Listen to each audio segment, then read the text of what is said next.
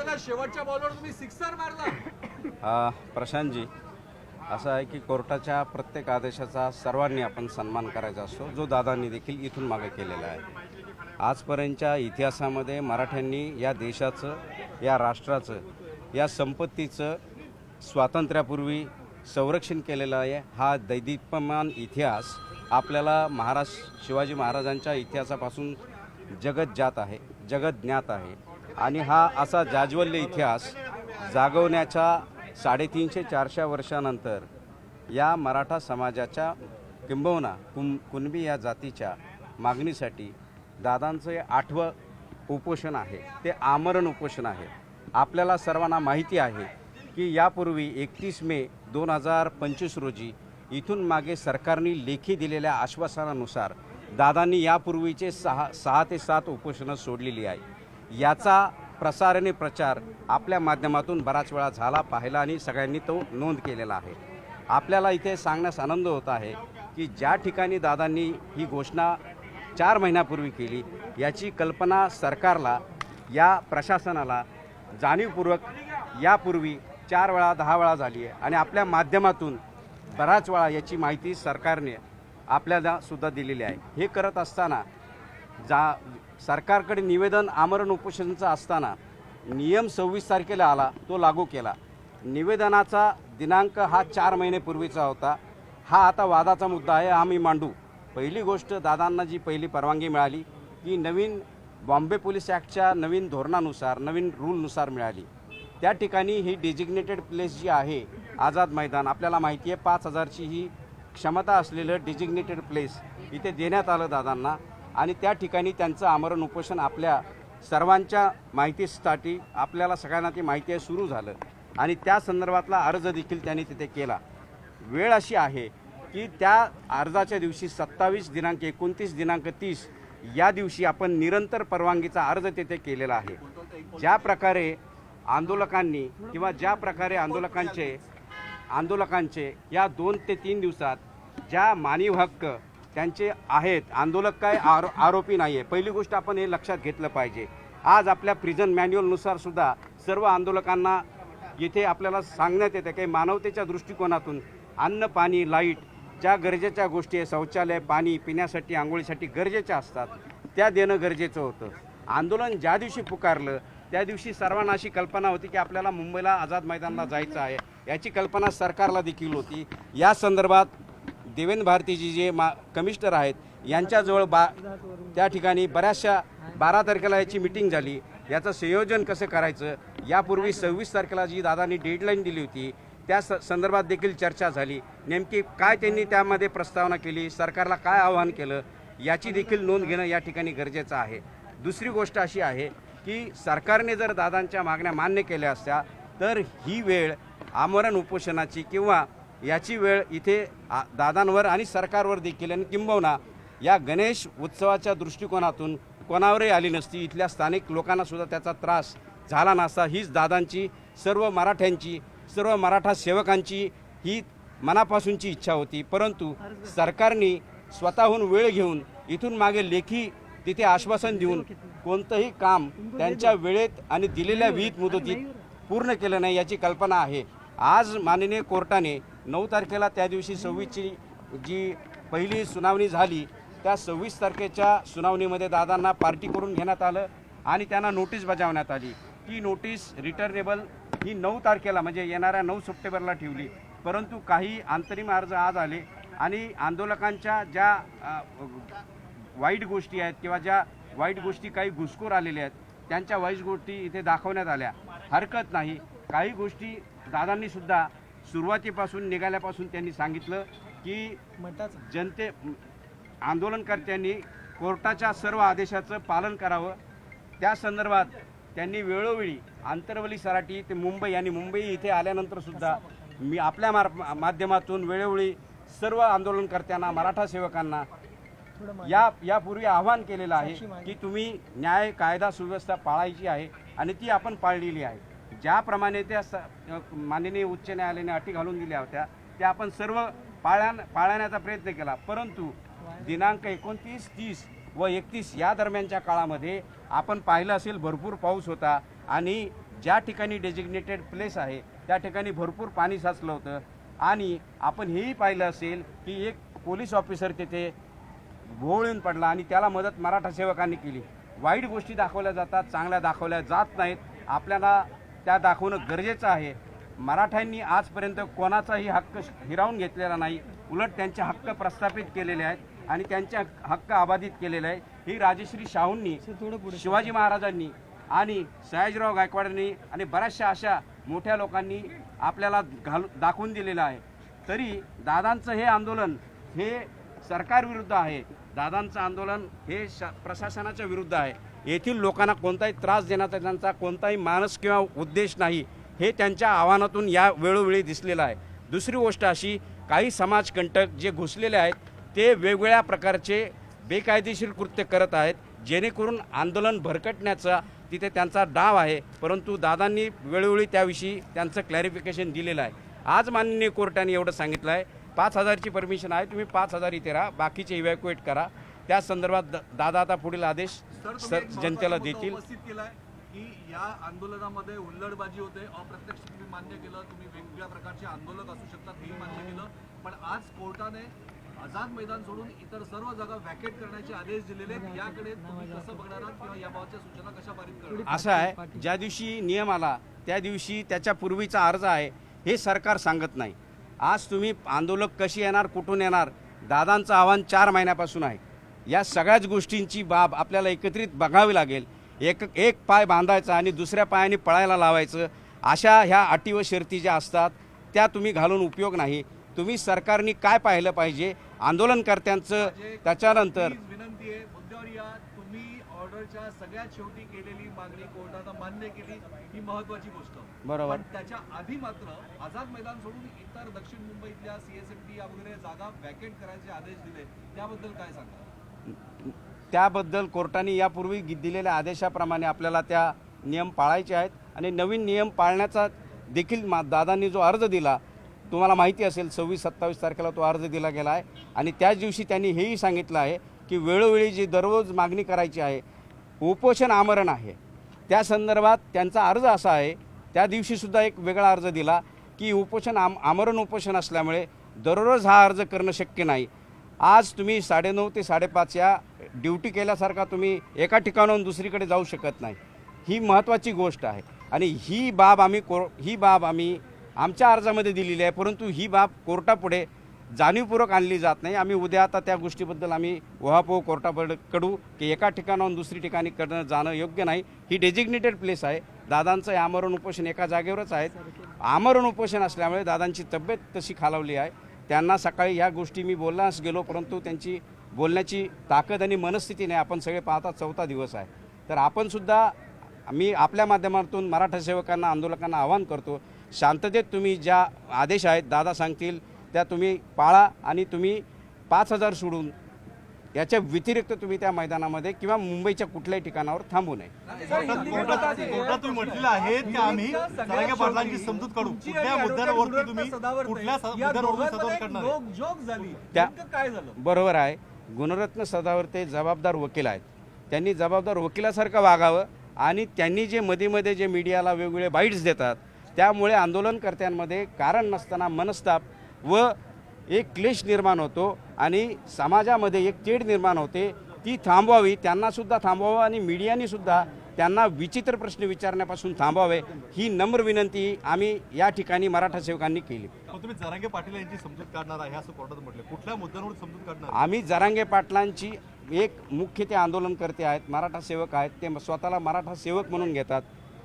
या सर्व मराठा सेवकांनी महाराष्ट्रातून आलेल्या याची दखल प्रामाणिकपणे याची घेतली पाहिजे. त्यांचा आदेश तिथे पाळला पाहिजे. त्यांचा आदेश हा सर्वांसाठी आज शिरसावन्य आहे. आणि या उलट मी आता जाऊन सांगतो, आमच्या दोन्ही वकिलांनी, राजेश टेकाळे जे असतील, डुबे जे असतील, यांनी तिथे सांगितलं की तुम्ही सरकारला त्यांनी केलेली मागणी मान्य करायला लावा. आंदोलन 1 दिवसात 1 तासात संपेल, हे दादांनी देखील सांगितलं. मी सुद्धा बऱ्याच वेळा मीडियासमोर सांगितलेलं आहे. आंदोलन वाढवण्याचं कारण काय? ठीक आहे, त्याला काही प्रोसिजर आहेत, परंतु त्यांनी घोषणा केल्यानंतर लेखी स्वरूपात काही दिलं तर आंदोलन थांबू शकतं. कोर्टाचं आत्ताच महत्त्वाचं आहे, आंदोलनकर्त्यांची हुल्लडबाजी असेल किंवा ते काही ठिकाणी कोणी कबड्डी खेळतात वगैरे असे व्हिडिओज काहीतरी दाखवले वाटतं की रस्त्यावर आंघोळ करतात असेल, तर त्यावरून लॉ अँड ऑर्डर इश्यू तयार झाला. आता मनोज दादा सुरुवातीपासून सांगतात तुम्हाला की एक रस्ते सांगतो, खाली करा. नाही पण मग आंदोलक ऐक, हां. सीएसएमटी असं तर दुसरं रस्त्याने जामच. तुमचा प्रश्नच कळाला. बरं मी असं म्हणतो कोर्टाने म्हणून असं म्हटलेलं आहे की लॉ आणि ऑर्डरचा इश्यू तयार झाला असेल तर तो सरकारने या सगळ्यामध्ये बघितला पाहिजे. आता त्या संदर्भात कोर्टात व्हिडिओ दाखवण्यात आले, ते आंघोळ करतात वेगवेगळ्यावरती किंवा पिटिशनरचं म्हणण्यात कोणतरी कबड्डी खेळत आहे. मुद्दा असा आहे की मनोज जरांगे सांगतायत की रस्ते खाली करा, लोकांना जाऊ द्या, तरी सुद्धा आंदोलक ते ऐकत नाहीत. सीएसएमटीचा रस्ता 4 दिवस झाले जाम आहेत, ते मोकळा करत नाहीत, पोलिसांना सहकार्य करत नाहीत असं दिसतंय या सगळ्यावरून. तर काय नक्की आता? शेवटी आव्हान दादा करतील. तुमच्या म्हणण्याला अर्थ आहे. शेवटी आव्हान दादा करतील. या सगळ्या गोष्टी हळूहळू होतील. उद्या 4 वाजेपर्यंत वेळ दिलेला आहे आणि मराठा सेवक माझे गरीब जरी असले प्रामाणिक आहेत, दादांच्या शब्दाला प्रचंड मान देतात आणि ते करतील. दुसरी गोष्ट, ही लॉ अँड ऑर्डर सिच्युएशन का आली? तुम्ही दादांनी दिलेल्या आणि आंदोलनकर्त्यांनी दिलेल्या निवेदनाकडे सुद्धा लक्ष गांभीर्याने दिलं पाहिजे. ज्या सुखसुविधा तुमच्या आमच्या मनामध्ये असतात, पाणी, लाईट, आंघोळीचं पाणी, संडास, शौचालय, त्याच्यानंतर जेवण, या गोष्टी तुम्ही अडून, तुम्हाला माहिती आहे दोन दिवस तिथे तुम्ही खाऊगल्ली बंद होती, कोणत्या कारणाने बंद होती, हे सरकारचं काम आहे. तुम्हाला जर जेवण पाणी मिळालं नाही, ह्या सगळ्या गोष्टी ऑब्वियस आहे होणार. त्यामुळे ॲक्शनला रिॲक्शन असते. याकडे एक वेगळ्या अँगलने सुद्धा तुम्ही पाहिलं पाहिजे. पत्रकारांनी हे अधोरेखित केलं पाहिजे. ज्यावेळेस तुम्ही या संदर्भात अर्ज करतात, तुम्ही डिझास्टर मॅनेजमेंट करणं, मी 12 तारखेला मी आवर्जून देवेंद्र भारतींना त्या मीटिंगमध्ये सांगितलं होतं की तुम्ही ही सगळी सुखसुविधा उपलब्ध करण्यासाठी, वॉर रूम तयार करण्यासाठी, ट्रॅफिकचा रकस कमी करण्यासाठी, त्याचबरोबर गणेश फेस्टिवल असल्यामुळे आतील बांधवांना, बंधूंना जे या संदर्भात मुंबईत राहतात, या बहुल भागात 8 कॉर्पोरेशन एरियात राहतात, यांच्या घरी गणपती असतो, सगळ्यांच्या असतो आणि हे आदराचं असं हे गणेश फेस्टिवल आपल्याला माहिती असतं मुंबईमध्ये आणि मुंबईच्या परिसरामध्ये. आपण त्याचा सन्मान करण्यासाठी त्याही लोकांना कोणताही त्रास होऊ नये आणि हा सुट्टीचा दिवस असल्यामुळे तुम्हाला हे लक्षात आलं असेल, पाणी न मिळाल्यामुळे या सगळ्या गोष्टी झाल्या. जेव्हा याच्या बातम्या तिथे गेल्या तेव्हा तेव्हा संपूर्ण महाराष्ट्रातून खाण्याचे आणि पाण्याचे ट्रक आले आणि त्या वितरित करण्यासाठी त्यांनी जेव्हा तिथे सुरुवात केली, त्याच्यानंतरचे हे व्हिडिओ तुम्ही सांगताय झालंय, कारण तो एक राग मनामध्ये होता आणि ते झालं असेल. काही लोक घुसले. एक गंभीर मुद्दा हिअरिंग मध्ये समोर आला. आंदोलक पत्रकारांवर सुद्धा हल्ले करतायत, महिला पत्रकारांना धक्काबुक्की झाली. मनोज जरांगे त्या तुम्हाला माहिती असेल, त्यावेळेस सुद्धा मनोज दादांनी स्पष्टपणे सांगितले, कानाखाली काढा. जो कोणी तुम्हाला त्रास, आजपर्यंत तुमच्या या 200-400 चॅनलला माहिती आहे, दादांनी स्पष्ट आदेश दिलेले आहेत. कोणी तुमच्याशी हुल्लडबाजी केली, पोलिसांची केली, कारण आम्ही सतत संपर्कात होतो. पोलीस प्रशासन हे सांगणार नाही की त्या दिवशी रात्री आम्ही 4-5 वाजेपर्यंत, दुसऱ्या दिवशी 4-5 वाजेपर्यंत काय केलेलं आहे. पोलिसांना हे सांगावं लागतं आहे. त्यांनी सांगितलं पाहिजे की काही लोकांनी ती ट्रॅफिक मोकळी करण्यासाठी सुद्धा प्रयत्न केले आहे आणि दादांनी काल तुमच्या सर्वांसमोर सांगितलं आहे, असं कुणी करत असेल, कुणी ती घुसखोर असेल, मुद्दाम करत असेल, त्यांना तुम्ही तुमच्या भाषेत उत्तर द्या. त्यांनी कोणाची गय केलेली नाही. आणि स्त्रियांचा आदर करणं हा आपल्या प्रत्येक समाज मनाचा एक आरसा आहे आणि तो सांगण्याची कोणाला गरज नाही. तो धडा आपल्याला घरातच मिळतो आणि तो सर्वांनी पाळावा, हेच दादांचं कालचंही सांगणं होतं. धन्यवाद. 19 तारखेपर्यंत परवानगी मिळाली आहे. आज कोर्ट में क्या हुआ? आज कोर्ट में 19 पर्यंत परवानगी आहे. जर पुढची परवानगी मिळाली नाही तर आंदोलन थांबवणार की पुढे काय करणार? तुमच्या माहितीसाठी सांगतो, दिनांक 27, दिनांक 29, दिनांक 30 हे अर्ज कुणीही आज कोर्टापुढे दाखवलेले नाहीत. निरंतर, कारण एका वेळी 2 कंडिशन चालू शकत नाही, ही ॲल्युमिनी आहे. दिनांक 27ला, दिनांक 29ला आणि दिनांक 30ला दादांनी तिथे अर्ज केलेला आहे. तो विहित नमुन्यात नाही, असं सरकारचं म्हणणं आहे. सरकारने हे सांगितलं पाहिजे. निरंतर असा अर्ज दादांनी आमरण उपोषणासाठी मागितला आहे, तशी परवानगी मागितली आहे. आपल्या माध्यमातून सरकारने त्याची दखल घ्यावी. तो अर्ज आजपर्यंत त्यांनी निकाली काढलेला नाही. खोट्या बातम्या तुम्ही करू नका, विचित्र बातम्या तुम्ही करू नका, जेणेकरून समाज घटकांमध्ये आणि आमच्या मराठा सेवकांमध्ये वेगळा संदेश जाईल.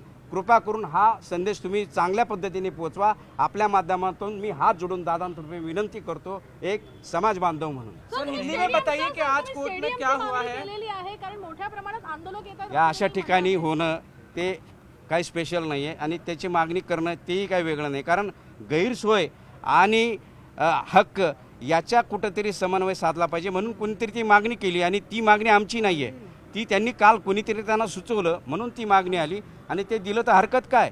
या जमिनी, या कलेक्टर कचेरी, तुमच्या रेल्वेज या आमच्या छातीवर उभ्या आहेत, याची तुम्ही कृपया दखल घ्यावी. हे महाराष्ट्राला सांगावं, शेतकऱ्यांनी त्यासाठी जमिनी दिलेल्या आहेत, हे तुम्ही याची दखल घेऊन सांगितलं पाहिजे.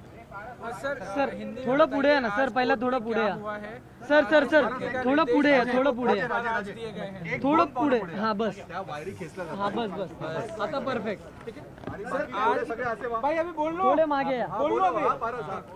आज कोर्ट में क्या हुआ है? आज मुद्दे को लेकर माननीय कोर्ट ने क्या आदेश दिए हैं? माननीय कोर्ट ने ये कहा है आपको डेजिग्नेटेड ग्राउंड दिया गया है, वो आज़ाद मैदान है. आप उससे ज़्यादा जो तादाद में लोग आए, तादाद बढ़ने के कारण आपको मालूम है 2 दिन खाना पानी और सब बंद था. इसलिए आपके माध्यम से मैं कहना चाहता हूँ कि ये खाली मराठा लोगों से ये रसद नहीं आई है, ये मुंबई के जनमन से अपने जो मानवता के तहत सब ने मदद करने की. उसमें मुस्लिम बांधव है, उसमें हमारे मागासवर्गीय बांधव है और सभी जाति के ओबीसी बांधवों ने भी खाना भेजा है. इसकी नोंद आपके माध्यम से महाराष्ट्र में मैं पहुंचाना चाहता हूं. और उनको ये बुरा लगा कि इनके लिए खाना खाओ गली जो बंद है, इसके वजह से पानी बंद है, पीने को पानी नहीं है, बच्चे लोग किधर जाएंगे, क्या खाएंगे, क्या पिएंगे. इसके लिए मानवता के माध्यम से, मानवता दिखाने के माध्यम से ये सब खाना और पीना इन्होंने भेजा है और उसका स्वीकार हमने किया है, सभी लोगों ने किया है. मुस्लिम बांधवों ने भी सब मदद भेजी है, आप कहीं से भी चेक कर सकते हो. कोर्ट में जो बात कही गई कि नियमों का उल्लंघन हो रहा है, जितना भी मराठा आंदोलन चल रहा है सभी जगहों पर लगातार उसके बारे में अभी दादा उनसे आह्वान करेंगे और कल तक 4 बजे तक आपको, कोर्ट की तरफ से क्या आदेश दिए गए हैं? 4 बजे तक जो उससे ज़्यादा कोई पब्लिक है, जो आंदोलक है, वो वहाँ से जो एरिया है वहाँ से वो क्या मिस्टर इवैक्यूएट पाटिल की करें. तरफ से ये कहा जाएगा कि जो वो भी हम आदेश उनको दिए अभी गए ये हैं, क्या ऑर्डर्स- नियमों का पालन करेंगे आप लोग? ये ऑर्डर सभी हम उनको समझाएंगे और उसके बाद वो आदेश दे देंगे. सबसे महत्वपूर्ण सवाल ये है कि पिछले 2 दिन में महिला पत्रकारों के साथ इस आंदोलन में बड़ी बदतमीजियां हुई हैं. इस पर दादा जो है वो किस तरीके से रिएक्ट दादा ने इमीडिएटली किस तरीके से आपके सामने इमीडिएटली पूरी मीडिया थी, आपके सामने इमीडिएटली दादा ने बोला उनके कान के नीचे दे दो. हम ऐसे लोग नहीं है, गलत करेंगे तो हम उनका स्वीकार करेंगे. महिला हमारे लिए शिवाजी महाराज को आपको मालूम, एक उदाहरण आपको मालूम है, कल्याण की सूबेदार जो पत्नी थी उसको हमने, आपको वो इतिहास मालूम है, उनको इज्जत से हमने ये किया था, उनको बहुत तहजीब से उनको हमने संवारा था और उनको हमने बहुत इज्जत से देखा था. तो ये हमारा मैसेज हमारे ख़ानदान में है और हमको सबको ये सिखाया गया है, महिलाओं के साथ अपनी माँ बहन की तरह देखा जाए और उनका रिस्पेक्ट वही रहना चाहिए. इस देश की हर एक महिला आज तक 400 साल में कोई कह सकता है कि मराठे की वजह से इसको सेफ जोन में आज पाई गई है. इसलिए आपके माध्यम से सभी को मैं विनती करता हूँ, ऐसा कोई कर रहा है तो दादा की आदेश से महिलाओं को बोलता हूँ, महिला पत्रकारों को बोलता हूँ, तकरार कीजिए और उसको पुलिस के हवाले कर दिए. आपको जो इमीडिएटली एक्शन लेना है, मारना है, वो आप कर सकती हो. सर मेरा ये महत्वपूर्ण सवाल है, मनोज जरांगे पाटिल जिस दिन आए हैं उस दिन से सारे आंदोलनकारियों को कह रहे हैं कि आप लोग जो हैं ये जगह खाली कर दें, आप लोग जो हैं वो लोगों का ध्यान रखें, मुंबईकरों को दिक्कत नहीं होनी चाहिए, मगर खाली नहीं हो रही है जगह. अब इसमें क्या तर्क निकाला दादा जाए? सुनो नहीं सुन रहे. दादा को प्यार करने वाले एक जगह से नहीं है. आप जानते हो 35 ज़िले हैं, उसमें से 30-31 ज़िले से लोग आए हैं और वो हर एक घर से एक आया है. तो आप ये जान सकते हो कि उनको प्यार करने वाले लोग हैं. आज से लोग अपने ये आदेश पूरी तरह से पालन करेंगे और दादा ये आदेश हम उनको समझाएंगे, दादा आदेश उनको दे देंगे. चलो.